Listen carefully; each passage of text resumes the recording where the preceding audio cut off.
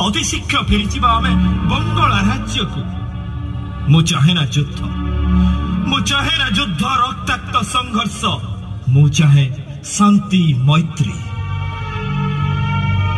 जाति धर्म निर्विशेष मानव जातिर समूह कल्याण।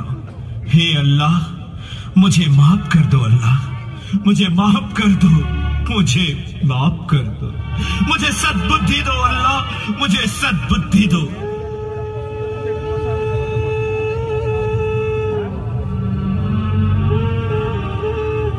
आसंतु जनाब, बंगला यात्रार समस्त बंदोबस्त कर सारे शाहजादा रहमत आपन को अपेक्षा कर।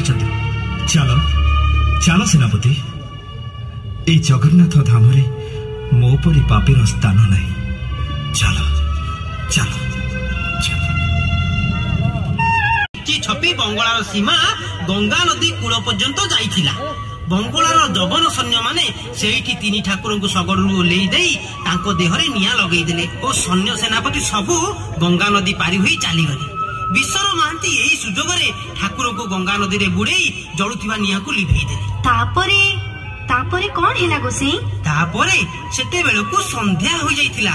विश्वर महांती तीन ठाकुर को गंगा जल कूल को आनी देखिले जे बड़ ठाकुर को नाभि केन्द्र उज्जवल आलोक निकित हेउची। से आनंद रे विभोर होई पड़िले।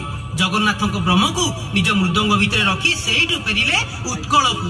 तापरे कौन हैला गोसाई? विश्वर महांती प्रमाद गणी निज घर खुर्दा किंबा पुरी को न जाई